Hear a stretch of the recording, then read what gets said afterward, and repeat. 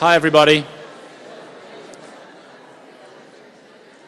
And a special welcome to all of the people that are now joining us live online. And glad you could join us from all around the world, including my mother. Hey there, Australia. Which is really in the future in so many different ways. It's actually tomorrow morning there.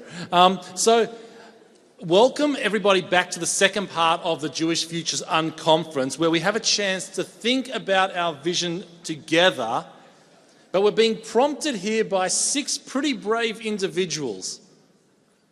And we asked them to do some pretty interesting things which required a bit of courage from them, both in terms of content and also in terms of actual process as well. We asked them to give us a vision, and we asked them to do it in a Pecha Kucha style.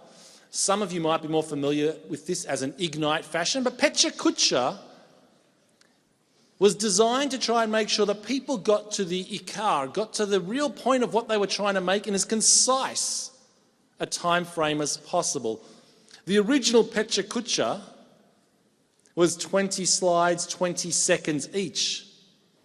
We added a little Jewish Futures twist to that, making it even more slightly difficult for our group, 18 by 18, to see if they could actually do it. That makes a total, by the way, of 5 minutes and 40 seconds. You try and articulate your vision for Jewish education in the future in 5 minutes and 40 seconds. Interspersed, we're going to have a couple of activities to get all of you more involved in what's happening in articulating your visions. Our presenters' bios are in the program, so we're not going to actually introduce them. They're going to come up one after the other, except to say that I wanted to draw special attention to our second speaker today, Yishai Barth, who is the winner of the Jewish Futures competition, which this year we decided to open up to teenagers and teenagers only, figuring that if we really wanted to talk about the Jewish future, let's hear from the Jewish future about where they see us heading.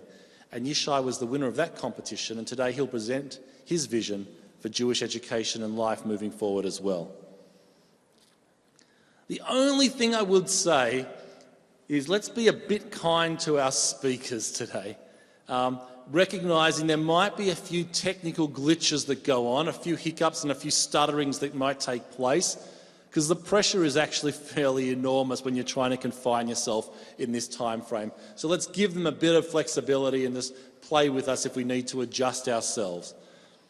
So the broad topic that we asked these people to address was, what do we think their vision of Jewish education or Jewish life will look like in the year 2040, the year 5800? Without further ado, let's get this Pecha Kucha thing going and invite our first speaker, Rabbi Dan Ain.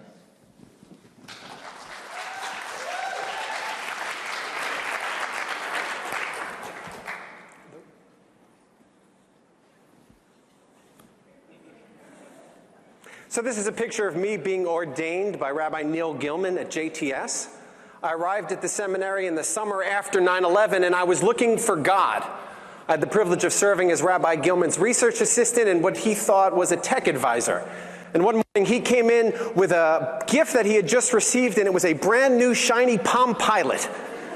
And he asked me if I could sync it up to his computer. I had no idea how to do this, and I said, look, I'll figure out how to sync up your Palm Pilot if you teach me how to pray. He said, forget about it. The Palm Pilot is easier. The lesson is that it's easier to sync up a piece of 20th century technology than with a piece of 21st than it is to connect with God.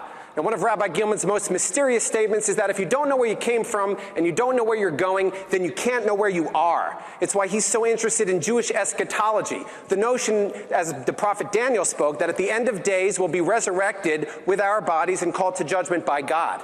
Having a notion of where we are going matters. It provides us a frame to understand what exactly we're doing here, why we're doing the things that we're doing here today, and what matters. Otherwise, we're just floating in space. And so the question is, where do we come from? Well, our tradition tells us that we come from this place, the Garden of Eden, an environment perfectly fine-tuned to meet all of Adam's needs. Except God found that it wasn't good for Adam to be alone. and so he hacked or modded his own creation by taking a piece of his rib to create him Eve. However, this led to a series of unfortunate events, and God had to hit the reset button. However, the people who remained remembered the lesson of the flood. And they all gathered in a valley full of sand, and they worked together to take that sand and turn it into artificial brick and mortar, to make a big tower for themselves, and to make a monument so that their culture and that their civilization would never be lost. Now, it said when they were building the tower, workers would come up one side with bricks and go down the other. And that when a worker fell off and died, nobody paid him any attention. But if a brick fell, everybody would weep and cry and say, when would another be brought in its stead? The lesson? It's still not good for humankind to be alone, to have forgotten God. And that's why the very next story is our story. It's the story of Abraham, who leaves everything that he knows, everything in his culture, to listen to God's voice. And when a 70-year-old man came into his father's shop, Abraham said, woe unto the man of 70 who bows down before this thing created only today. So if that's where we come from, where are we going? This is a cartoon from Look magazine from 1966. Back then, computers were held in air-conditioned rooms. In the 80s and the 90s, they were on our desktop. The past decade, they've been in our pockets. And pretty soon, where are they going to be? Right on our faces and maybe implanted into our brains. This is the lens through which we now look at the world. And when we adopt its rituals and its practices, when we do the things that it wants us to do, it impacts us. We notice this when we're on the street or in the subway, or when we look in the mirror, at the jittery look in people's eyes when they have to check their email or their Twitter account. This fella's name you might know is Ray Kurzweil. He's the director of engineering at Google. He also believes in eschatology. He just calls it the singularity. And he thinks that around the year 2040, we'll reach a point at which machine intelligence surpasses human intelligence. And therefore, we can live forever by perfectly fine-tuning all of our environment, by syncing ourselves up and uploading our minds literally into the machines. He's 66 years old. He takes 150 pills a day, supplements that he believes will enable him to live long enough to be able to live forever. This is the lens through which he sees all of our technological advancements and achievements. It's the frame that he's working towards, a world with no boundaries, with no borders, no past, no future, no Eve, and certainly no need for God. This is not good, our tradition teaches. Now, when I was at the seminary, I also had the privilege of studying with Rabbi Morris Shapiro, who was a Holocaust survivor. And one morning I asked him, why live your life this way, after what you experienced? And he said, Judaism rests on three things: God, Torah, and Israel. He said, I love Torah. I love the people of Israel. 2 out of 3 ain't bad. I think that's exactly where we've been and where we are right now. We're after a cataclysmic flood, trying to hold down the fort, trying to make sure that our civilization and our culture survives. But we've been so intent on learning the lessons and remembering the lessons from the death camps that we have forgotten to remember God. And we all know the very first DIY Jewish community created the golden calf. And to the extent that we adopt the measures and the metrics and the methodologies that popular technological culture wants us to use, we run the risk of forgetting about the human beings who are falling off the tower. You have been hacked. And 25 years from now, 2 out of 3 isn't going to cut it anymore. It's not going to matter whether or not we've maintained a good name for our community or have uploaded all of our texts into the cloud. The only thing that is going to matter is, do you actually believe what they have to say? Do you think these words are just anachronistic leftovers from an inferior age? Are these the lens through which you see the world? And when you die, and you all will die, do you think that you'll be judged by the God of Abraham or by a machine spitting out ones and zeros? Thank you very much.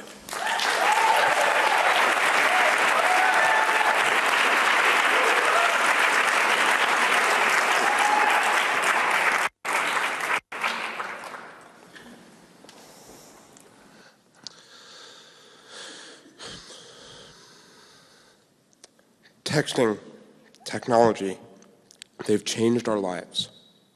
And they have the potential to change the Jewish future.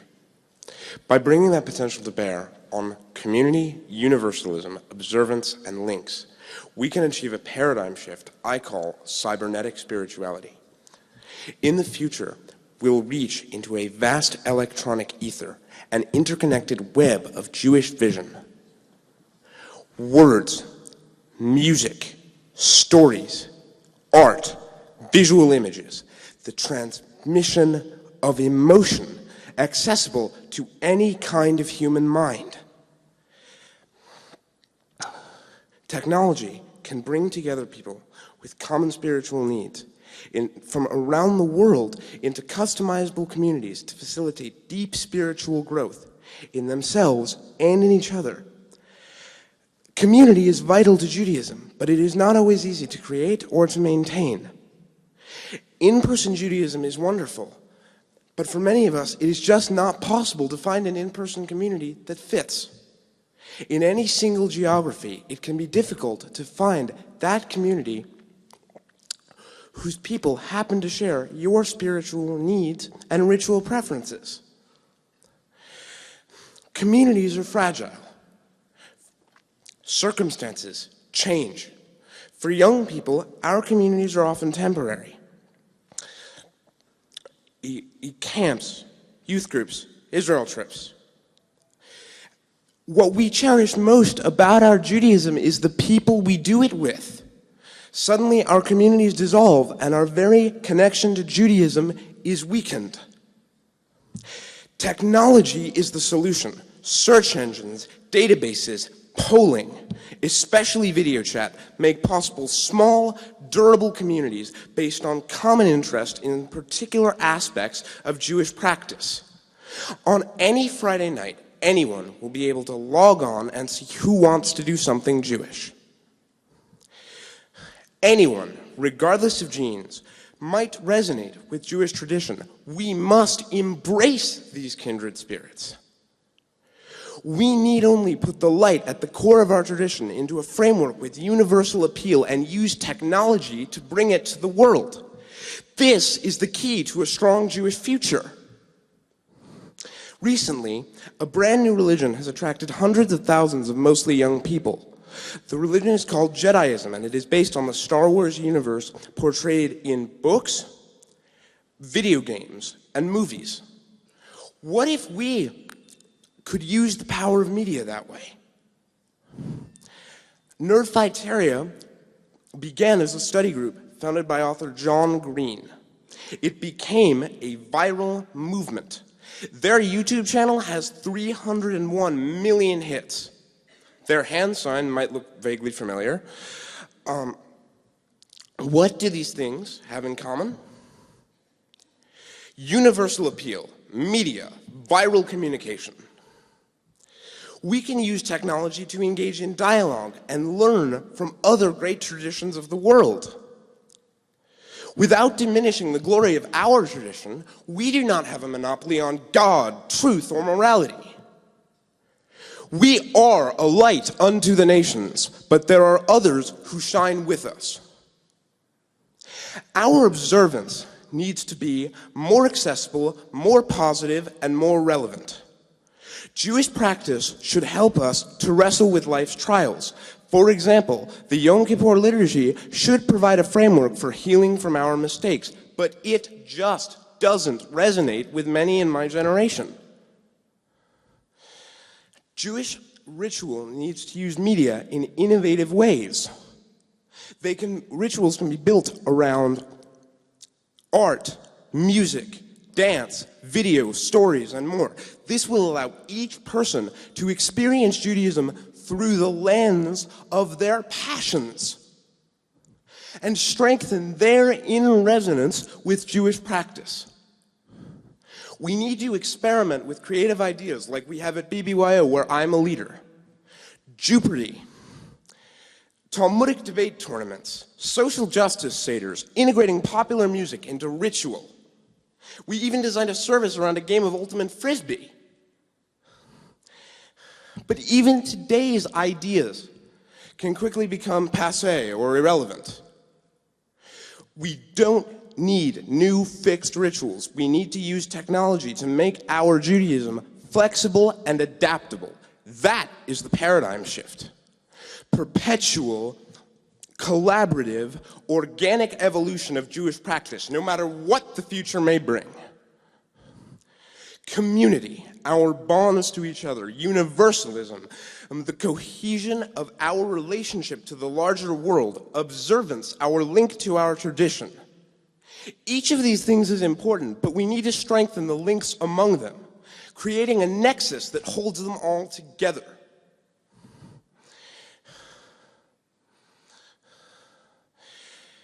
The frameworks that were once a nexus of Jewish life are crumbling. The synagogue, the federation, the community center. To reinvent these organizations and create new hubs of Jewish life, we must join the rest of the world in using cyberspace to create more links than ever before. I speak with the voice of many in my generation. Thousands of Jewish teens worldwide who envision a strong Jewish future and who are committed to forging Jewish links to sustain Jewish life, not only for us, but for all the generations that will come after. Not either the adult generation or the rising generation of the future, my generation, can do it alone. Led door by door, we need to work together to find ways to use technology to maintain the light and the force of our religion in the world.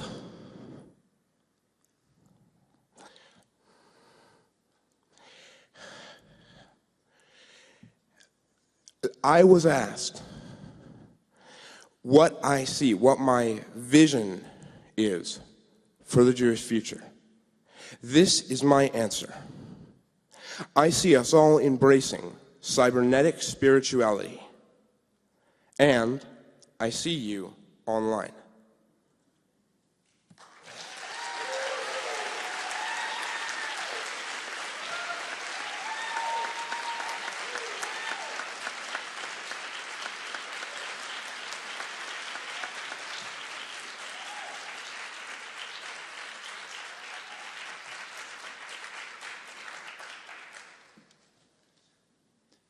So the last thing that I wanted to do was try and pit Rabbi Ain and Yishai against one another. But when they spoke, and when I was fortunate enough to have a look at their talks, it reminded me very much of a teacher of mine who passed away almost a year to this day, Mike Rosenack, who I believe is a teacher for many in this room.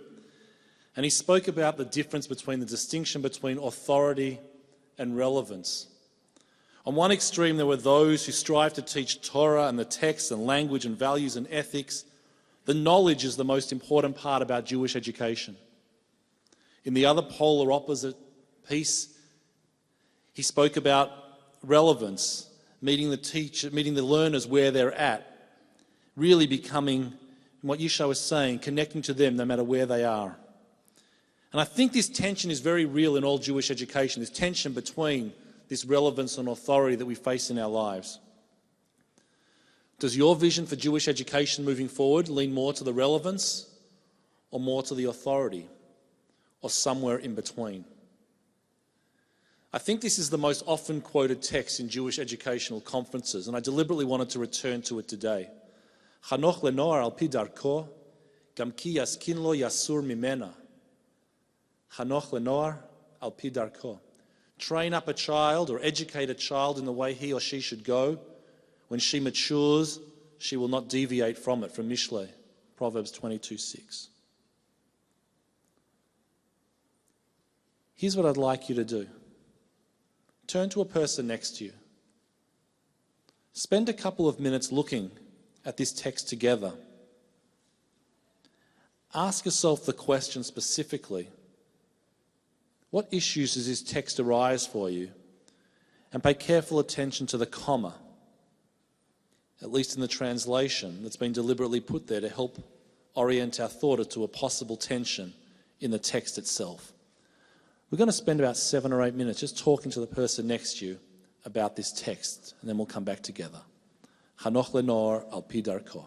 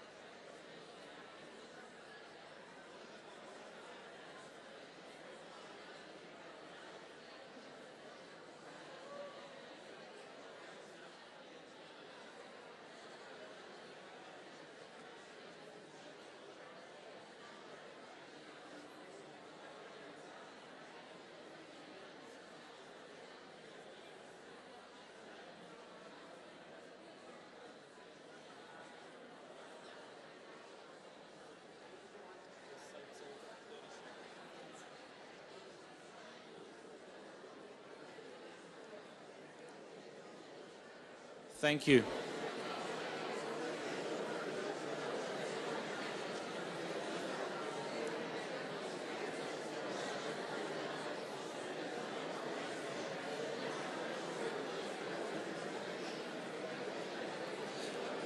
Thank you.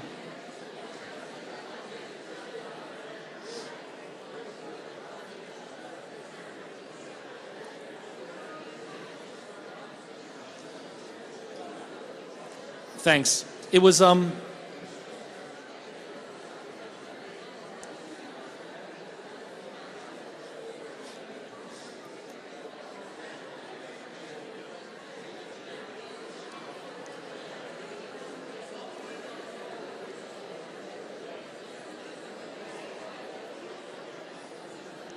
Thank you to everybody.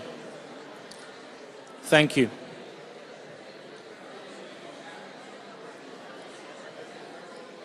Especially, I'd like to just pay a special mention to those people following now online live, many of whom are tweeting as we speak, and just to mention that if anybody here wants to join the conversation in cyberspace, thank you to Yishai's prompt, they can do so at #JewishFutures, and it'll all be recorded there. And I understand the people at home are also at home in their offices, wherever they might be in their time zones, also contributing to this conversation. So we really appreciate you participating and interacting with one another. This text is particularly interesting in so many different ways.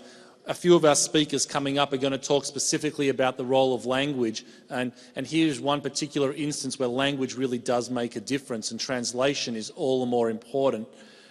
When I was having a chevruta on this particular text online last week with a few of my friends and colleagues, someone pointed out something which should have seemed so obvious to so many of us, and that's the word chanoch itself. And so many of us translate the word chanoch in terms of chinuch, as education. What happens if you translate the word chanoch using the same shoresh that we use, the same root that we use for Chanukah, or Chanukat Habayit? That instead of translating it as educate or train up, we actually translate it as dedicate or dedication. And what happens now if every time you encounter a student, you're not trying to teach them, train them, or educate them, but you're actually trying to dedicate them or open up their life to rededicate or dedicate the path that they are on? And I think it's a good example where a translation can actually reframe an entire orientation to a particular text. We're going to continue now, and I invite to stage Alicia Jo Rabin.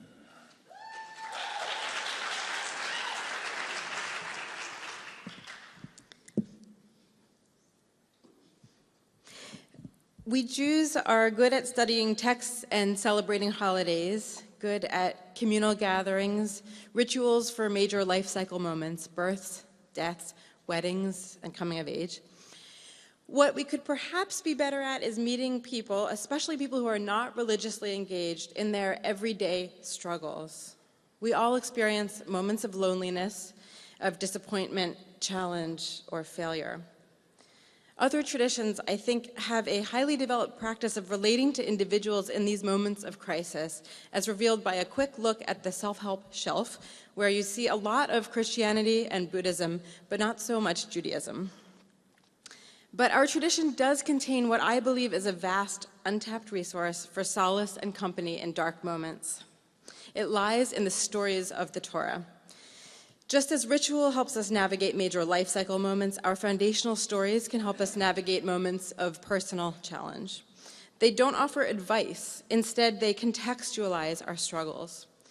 It's easy to feel alone, to feel that our problems are particularly modern. But in the stories of Torah, our feelings of isolation are reflected to us not as modern, but as fundamentally human, as well as our struggles with infertility or parenthood, with family or money or love. So how can we facilitate this connection? As a Jewish educator and an artist, I see the same power in these stories that I feel in art, not just to transmit cultural history, but to meet people exactly where they are. Art makes the ancestral personal, makes the archetypal immediate. It has a unique power to help us find the place where each of our personal stories touch those ancient stories. And that's why, for the last 5 years, I've been writing, recording, and performing a cycle of songs about women in Torah. It's called Girls in Trouble. Why stories of women? Because I find that it's in their stories that the Torah directly explores these intimate places where we all find challenge and possibility. And trouble because I'm drawn to the more difficult moments in these women's lives, the ones that are too adult for Hebrew school, but that we as adults need to hear. And I'm creating a curriculum for teens and adults supported by the Covenant Foundation, in which participants experience these stories through artistic interpretations over the centuries and create their own interpretations as well, bringing these stories directly into their lives. I'm going to leave you with my song about Miriam. I chose not to write about her triumphant moment at the sea or her leadership in the desert, but about a time later in her life when she criticizes her brother Moses and God punishes her with leprosy and exiles her for a week. I wanted to midrashically, musically imagine Miriam's internal emotional experience in this story. I write these songs and teach these texts because I believe that by shining some light onto these complicated, difficult moments in our foundational stories, we not only become more connected to our ancient traditions, but we can also bring about more light in our own lives. Here's my song about Miriam.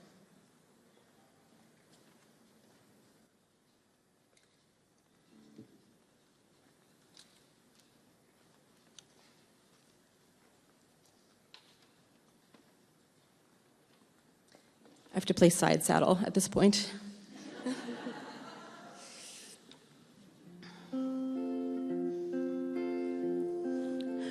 Well, my mother named me bitter, although as a child I was so kind, hiding myself in the reeds to watch over my brother. But still my name was bitter, bitter the taste of the sea, bitter the cries of the horses drowning behind us. If anybody had asked me, I might not have chosen to go. But everyone knows sometimes you don't have a choice. So when he said you're banished, 7 days in the desert alone, I just started walking. I knew there was nothing to say. The scorpions and the spiders crawled up to me and stopped in my shade. Together in silence we watched as the sun crossed the sky.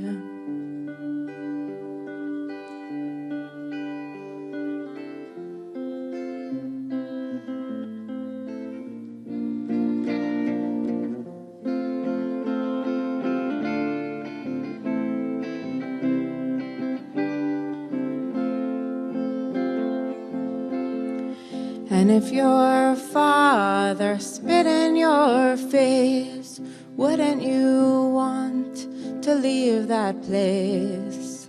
And if your skin should turn to snow, wouldn't you have to go? And if your God should turn from you, wouldn't you turn too?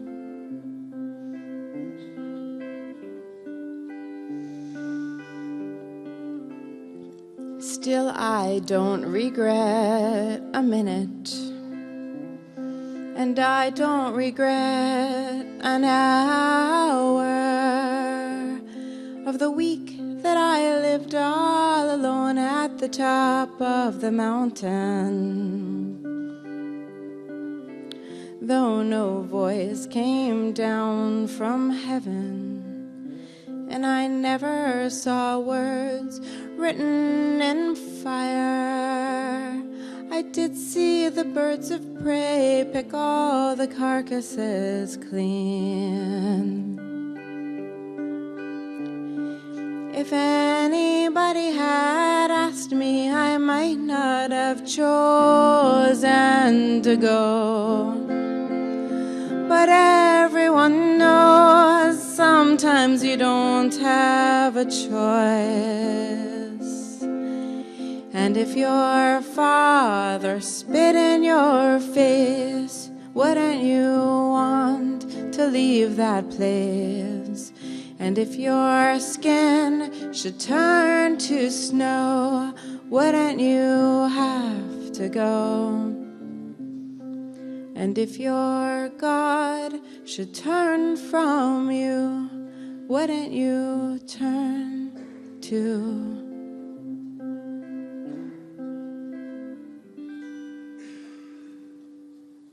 Thank you.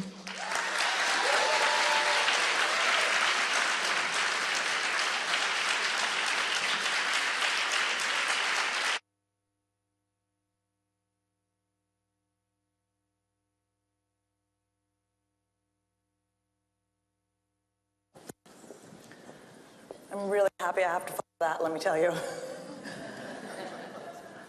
Hi, I'm Rachel, and this is Orange You Glad I Didn't Say Galoot.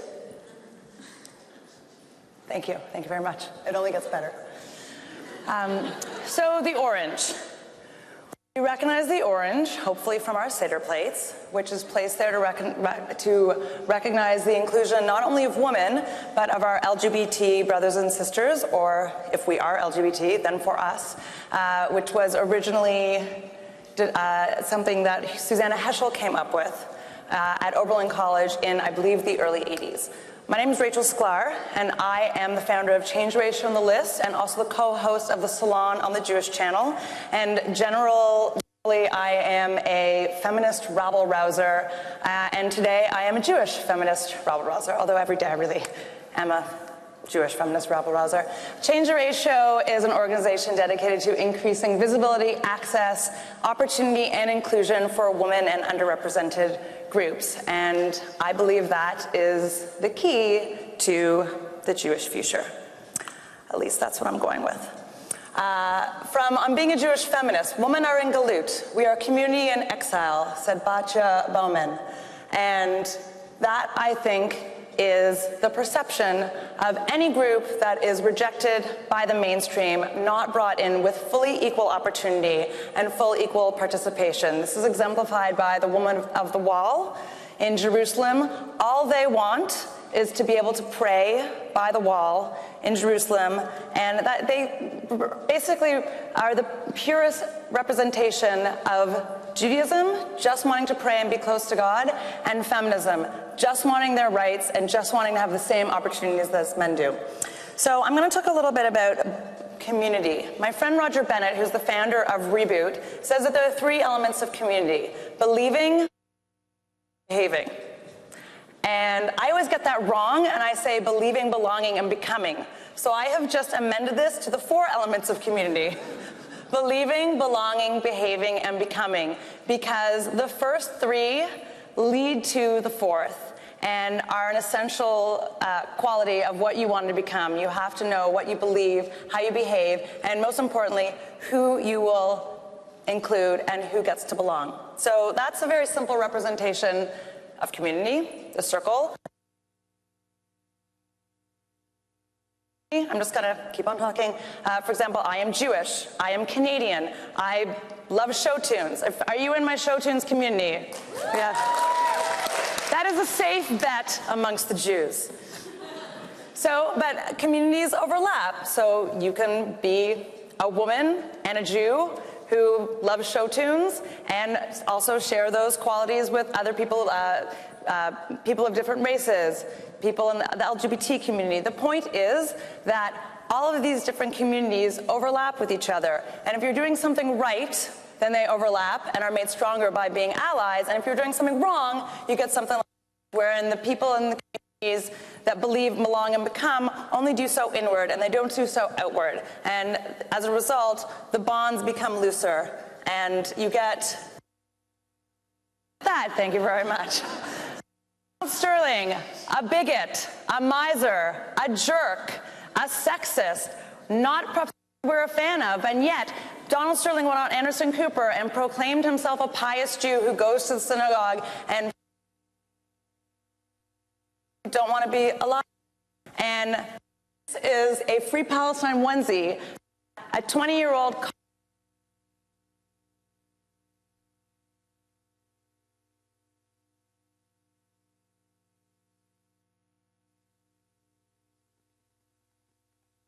is in who the next generation perceives as being included. So I mentioned Reboot before.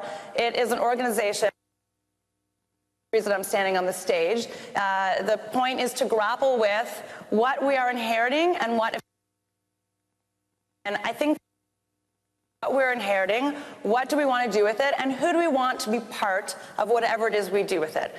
I personally think the next generation is doing okay. This is, if anybody's ever been daughters, 100-year-old in and that, by the way, this is how I practice my Judaism. I don't have a family. I mean, I have my family at home, but here in New York, this is, that is how I eat my matzah, and that is how I keep my tradition, and that is how I feel like I belong. So there are many different ways of being Jewish. There are many different ways of feeling that you are part of the community, and if we do it right, and if we reach out and allow our circles to overlap and allow everybody to take part of the traditions and participate and make room for them in the traditions that we have continued over the years, then I believe that our Jewish future will be safe and sound. And I really love the orange as a symbol of that because it includes women, it includes LGBT, it basically includes anybody who has never been included in those circles. And we want to put those circles together because when you get those communities all together, then what you get is orange is the new, and let's see if I have time this all right. All those circles coming together, what that brings us to is congregation. Thank you very much.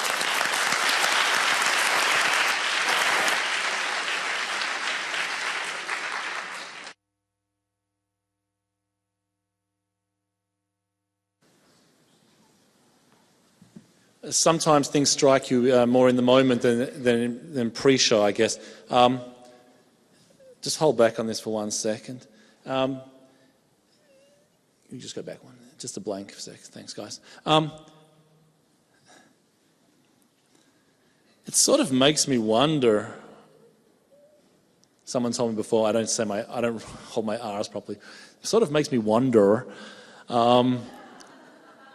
what's holding us back from reaching this diversity or this inclusivity that we're talking about that so many of our speakers have actually presented today? Is there something inherent in this enterprise that we're involved with that, as inclusive as it's making many of us feel, is also serving to alienate many others at the same time? It's quite a troubling thought, really. And when we're thinking about the future, so many people have spoken about this new diversity and this inclusivity as being important to their dream, their aspirations for the Jewish future. I guess that's one thing that occurred to me during both Rachel and Alicia's presentations. So we asked you this before, but now I want you to turn to the person on the other side of you that you didn't get a chance to speak to. Just share with them. Before you did it digitally, and now it's personal. Tell the person what your hope or your wish for vision for Jewish education would be for the year 2040. Now, a lot of us in the room are educators. And there's a specific reason now why I'm going to ask you to articulate something rather than just think it to yourself. When you think it to yourself, it's internal. As soon as you articulate it to somebody else, it's as if you're making a commitment to actually do something about it, because the person who is hearing your hope should hold you accountable for that personal hope or that wish. So turn to somebody next to you and now share with them what your hope or wish or your vision for Jewish education is for the year 2040.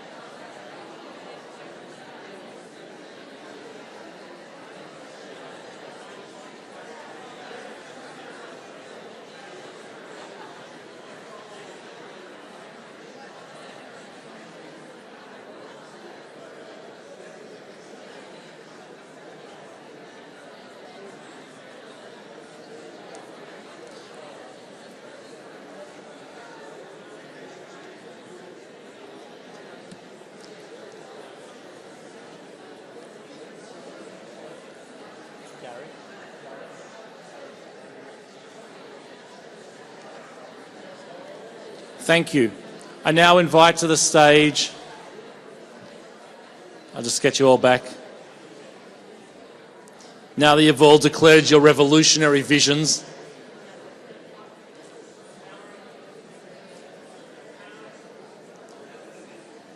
Rabbi Mishtzion.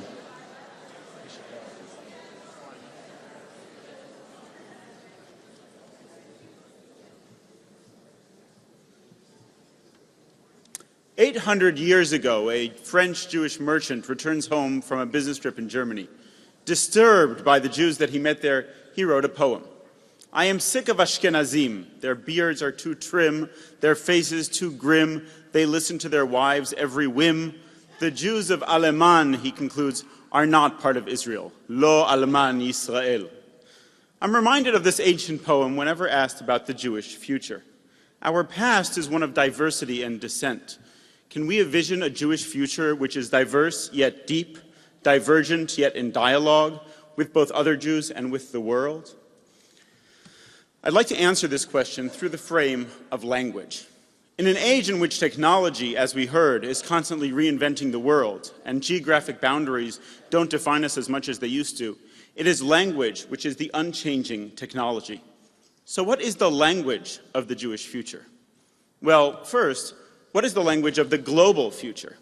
Theorists talk about a future which speaks one single language, Globish. Do you speak Globish?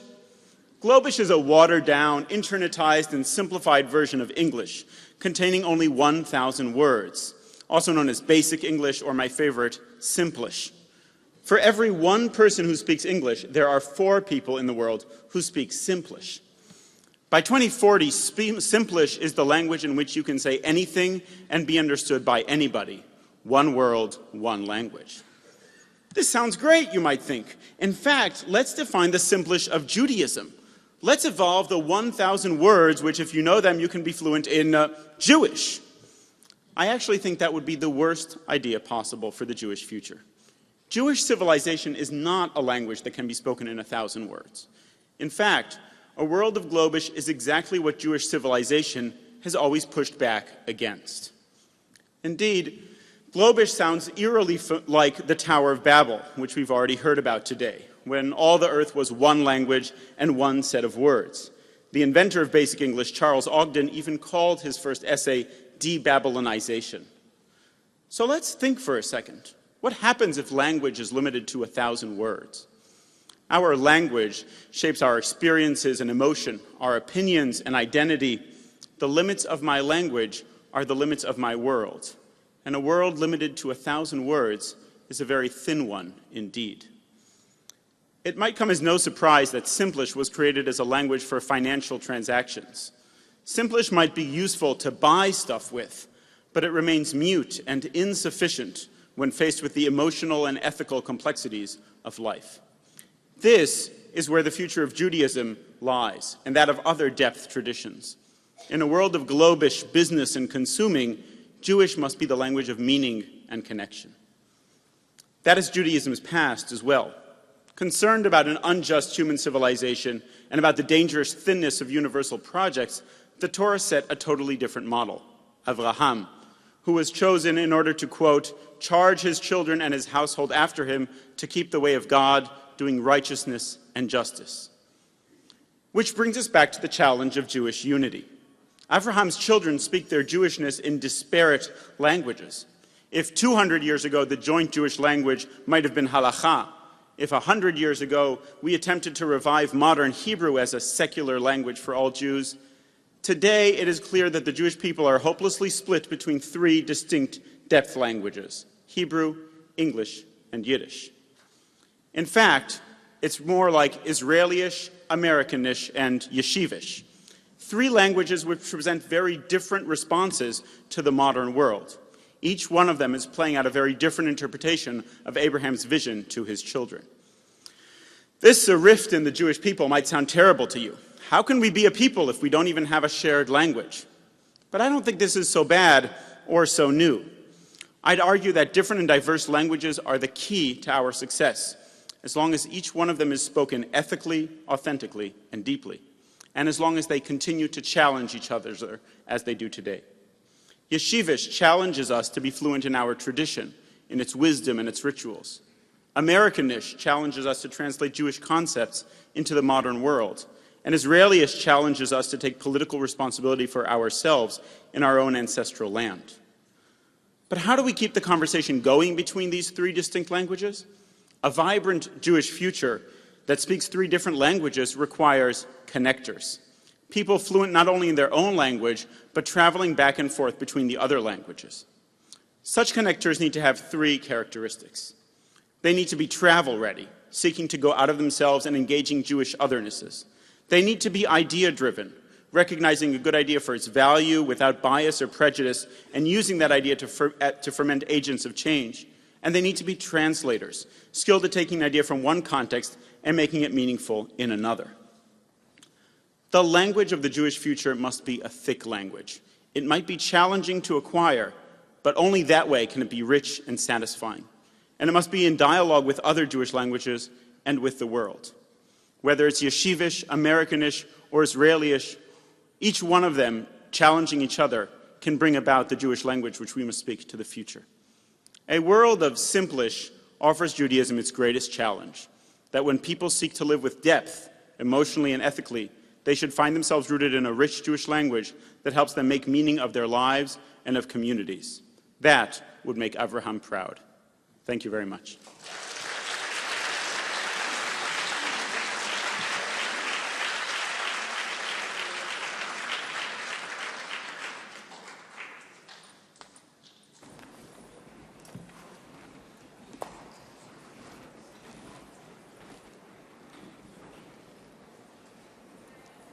Two letters. 1. May 1st, 2030. Dear lifetime of yeshiva education, it's been about 15 years since I saw you last, and my greatest fear is that we're both exactly the same as we used to be. Are you still chasing after adolescent wannabe Jewish Jordans on basketball courts, urging them to spend another hour in the study hall, throwing around Torah instead of balls, chewing on texts that taste so archaic and sour, even after they've been whitewashed with the sugar of apologetics? Did you really think that was going to work? Because I still don't get it. And down the street, are you still gently chastising girls with exposed elbows and knees, shoving modesty down their throats like that's what's going to keep them from realizing that they're marginalized? I hope that they have opened their eyes. And I hope that you have adjusted your dogma to allow for Jewish women to be doing something other than living out Eve's legacy, punished eternally for eating from a tree, afraid that they might consume too much knowledge or too many calories and be one day unfit for standing beneath a marriage canopy. And me? Well, I have been chewing on those texts that I smuggled from the boys all this time, even the spoiled ones, and wondering if God could ever really love a Talmidah in skinny jeans, if there's a scoreboard in heaven that has me losing with no hope of recovery, if my uncovered hair is the cause of all of my insecurity. I have spent the last decade and a half trying to rectify this brain that you washed so successfully, but it seems that despite all the sexism and heteronormativity, I always come back. For argument's sake, let's say that it's for love, and for that, I will always come back. Somehow, still yours, Gina. 2. September 1st, 2040. Dear lifetime of yeshiva education, today is my daughter's first day of 9th grade. She is 14 years old. I make her study Talmud and recite Gloria Steinem every morning between brushing her teeth and Cheerios. You might say that I'm having a little bit of trouble letting go, but can you blame me? When I'm about to send her into the same lion's den where not so long ago you told me that just because I'm a woman, I can't occupy the same ritual space as men. I have been worried about this moment since long before her embryo took root, but the cause for my genetic predisposition to Jewish motherhood neuroses has less to do with her missing curfew and more to do with this burden of heaven that you threw upon my back. It lacked so many things that I hoped my relationship with God would be. But today, as I look at her brand new pleated uniform skirt, I am forced to see beyond the weeds that angst has allowed to grow in the fields of my Jewish identity back to a time where they were covered in dandelions. I would pick one every morning and make a wish that the ancient text sprawled across my desk would never cease to let me see my own reflection in God's words. In the beginning, I saw and I heard. You made me believe that I could be godly. And these bloodshot eyes would look up from those texts from the depths to the hills, and I would sing praise to a God who I never realized could be so damn beautiful. So I don't mean to sound thankless, but when you taught me God's words, you tied them to an anchor. Like you were afraid that I was a ship who might one day just sail away, but you should have let me. Because I would have carried those words across seas. Instead of being tethered to your shores and becoming disenchanted with your rules, I got bored, and with no new tides to ride and no new ships to greet, I jumped off the deck and swam alone into the sea. Today is my daughter's first day of 9th grade. She is 14 years old. So dear yeshiva education, this is not about you and it's not about me. This is about her. Look at how happy she is with her brand new backpack and new shoes, Shehechiyanu, on this ancient moment, because she looks just like Eve when she approached the tree, unsure of what knowledge would bring, but standing poised and ready to be the next link in this chain of Jewish female history. And I know that you're worried that she looks just like me. It's true, she has my defiant eyes and sharp tongue. She drinks in words like she's dehydrated. But here, this is my last dandelion. I've been saving it for this exact time, having it in my back pocket because you owe me one more wish. So I beg you, when you teach this girl, give her the same mirror that you provided me, the one that showed me how great I could be. But please, when you teach her God's word, leave your anchor on the dock. Never let her hear the click of the lock that will chain her to your perception of reality. If she needs to learn how to swim alone, she will do it from me. But enable her to see that her Judaism is something that she should protect like a gem. Engrave upon her heart the words, Ivdu et Hashem besimcha. Teach her how to serve and love her God with joy. protect the fields of her Jewish identity from the apathy and inequality that have plagued me for all these years.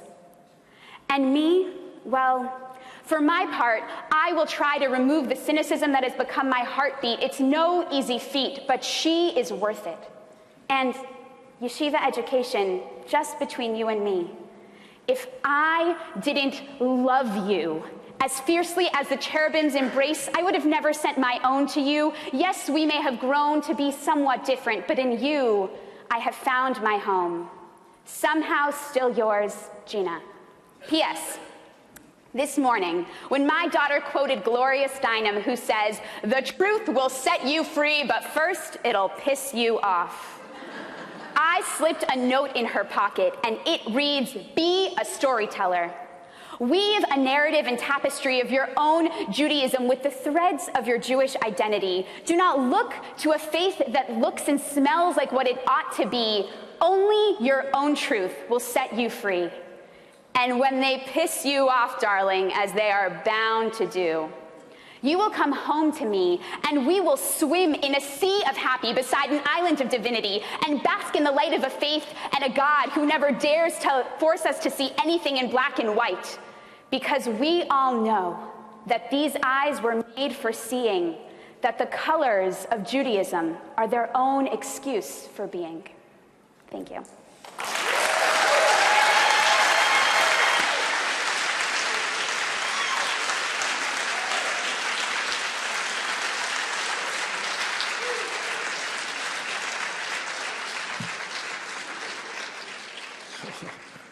Why do this to myself? So I want to thank all the speakers that have given us their presentations today, and because I know exactly, thank you, yeah. So because I know how hard it was for all of the speakers, especially in the last group, to present their visions in 5 minutes and 40 seconds, I tried to do something myself. I'm going to try and wrap us up and bring us home Pecha Kucha style myself and see how it goes. This is called my fail forward shirt. Anything can happen in this one. When we first asked the question about Jewish future and Jewish education, many people went straight to talking about affordability and finances. Some said that day school affordability is the biggest crisis facing Jewish education today. Others spoke about incentives, and some, not me, spoke about things needing to be free in order for people to value them. But while the last decade has seen a tremendous growth in philanthropic foundations and federations giving to Jewish education, we have to ask ourselves the question, what will the next few decades have in store for us? The last decade has also seen a tremendous increase in what we now consider to be Jewish education. If I was standing here 10 years ago, perhaps, we would have been speaking about schools. Now it's clear when we speak about Jewish education, we're speaking about something far broader. We're speaking about camps, technology, retreats, children's books, Israel trips, all regarded as educational experiences. What does the future hold? What will Jewish educational settings look like in a decade or 26 years from now? The landscape of Jewish education has completely changed in recent times. What's it going to look like in the future? Organisations are closing all the time, merging, and they're opening. Some organisations no longer exist. Many have merged, many will merge, and many have emerged. There are now institutions known as legacies, and now some known as startups, and now everything in between. What will the next 26 years look like? And as you can see at their core, many of these issues that many of these organisations are confronting, it's not just about education or Jewish education, it's about what does it mean to be Jewish today. Like it, love it, dismiss it, or you haven't even read it, the Pew study shined a light on this question. What will the Pew study of 2040 tell us about the community and what we can learn looking forward into the future? And so that's where Jewish Futures came into it. For us, it was relatively simple. Mix new ways of thinking with a great group of people, hopefully generate some solutions on new ways of thinking about these ideas. Today's Jewish Futures Conference, the Unconference, had you speaking and contributing more than 50% of the time, because we learnt the hard way that you are the only people that really matter in these entire conversations. We've also learnt that we can't be scared of the future. Believe me, we got resistance to this topic. People asked us why we think talking about 2040 is such a good idea when we've got so many problems to confront today. My answer was simple. It's up to us to be successful as educational leadership, both for today and for tomorrow. And if we can't do both, we're in trouble. So we've asked you a lot today to think about your dreams and visions for Jewish education. What's the future world that you dream of? What is it that keeps you up at night? More importantly, what is it that you wake up to in the morning? What motivates you even to come and be a part of today's conversation? As a grandson of a Holocaust survivor, it pains me so much that my identity was built through a combination of both fear and guilt. But I believe firmly that we will no longer be external, be defined by external existential threats that make us not want to be Jewish or make us want to be Jewish. Our task before us is to determine what those internal motivations are going to be, those that are going to make us want to be Jewish and choose to be Jewish in 2040 and beyond. I also grew up on the slogan of Am Echad Belev Echad, one people, one heart. As we've heard today, it appears nothing could be further from the truth. Fragmentation, separation, disunity, and at times even vitriol run supreme in today's community. Is Jewish peoplehood a phrase with real meaning and real value for us moving forward? And if so, don't we really need to ask ourselves the question that if we all share a common past, what's it really going to take for us to share a common destiny? As many of our speakers have emphasised today, the Jewish community does not have an awesome record of being open and accepting of all. With Jewish life and education where it is today, will it truly reach that level of accessibility? If the answer is yes, and I sure hope it is, then what will it take for us to get there?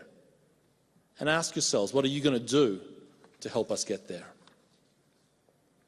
There is also much discussion today about the educational pipelines in the Jewish community today. As a veteran in this room, ask yourself, what are you currently doing to bring about a new generation of Jewish leaders? And as an emerging leader, it's a two-way street. What are you doing to rise to a position of leadership in this community? Together we understand that leadership today means something very different than what it once did. And yet we still ask the same question of where is leadership and vision going to emerge from? My gut feeling is that this question and the answer to it largely resides among those of us in the room today and those of us who are joining us online. And finally, at least for now, and particularly in the context of today's conversation, I want us to pause and ask ourselves what role technology will or could have in this conversation moving forward. How do we embrace technology to help us become more effective and more relevant in the 21st century? Believe me, I understand many of technology's limitations as well.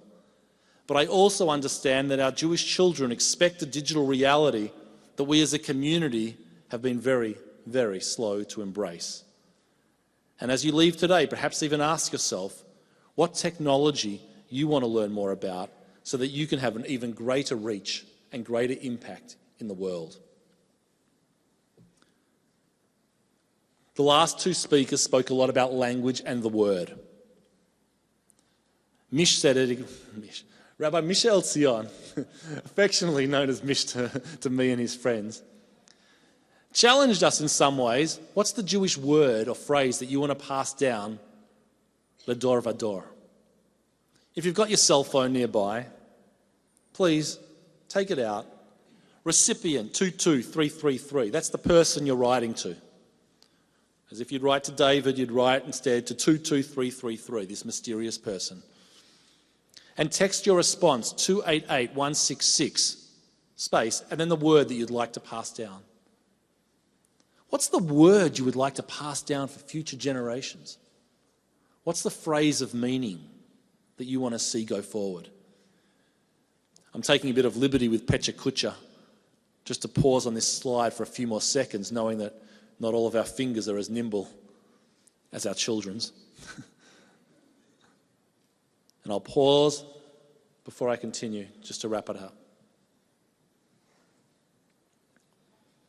The numbers will still be up there, but let's continue. Over the next few weeks, we will be keeping this conversation open and ongoing on the New Jewish Futures website, www.jewishfutures.org.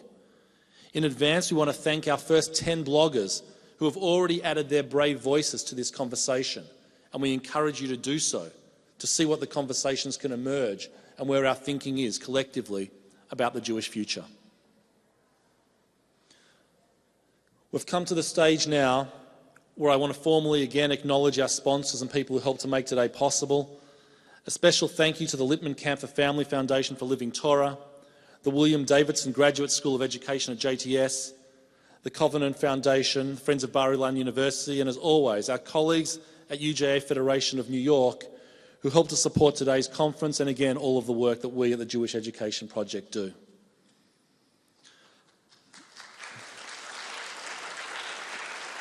This is unfortunate. It's not like the State of the Union. Pecha Kucha doesn't take applause into account, but I'll let you go with that one. A final thank you to Debbie, to Stephanie, the staff of the Jewish Education Project who all pitched in today, especially to the leadership of the Jewish Education Project, to Bob, to Bill, to Deb, to Barry, who let me get away with a few things and perhaps too many sometimes, but really appreciate all the support they're giving all of us and to the leadership of our team. Also, a big thank you to our board, many of whom are represented here today, especially our outgoing president, Dorothy Tannenbaum, for all the support that she and the board members give us in all of the work that we do.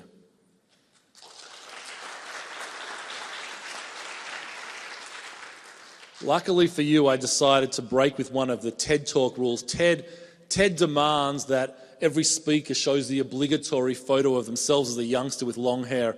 I refrained from doing that. You'll understand why if you ever see the picture. But I was reminded clearly about my youth movement days when I was an active member of a youth movement, Habonim Dror, and there's something we used to say there almost on a weekly basis, and it was only when planning this conference did I truly understand it. We used to recite this verse from Isaiah, Al tikra lanu banayich ela bonayich.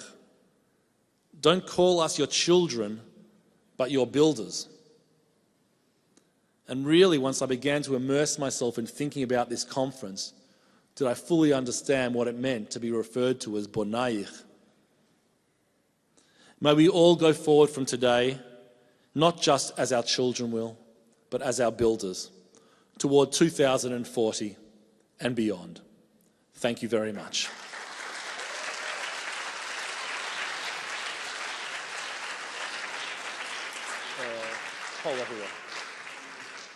For those of you who would like to engage further with some of our speakers, they're going to be outside in the presidential room for a bit. For those of you that will be attending our reception, that will be upstairs, and you can move up there shortly as well. Some of your responses are beginning to appear through here as well, to what is one phrase that you want to pass down to future generations. And again, thank you to all of you for being part of this experience with us today. Thank you.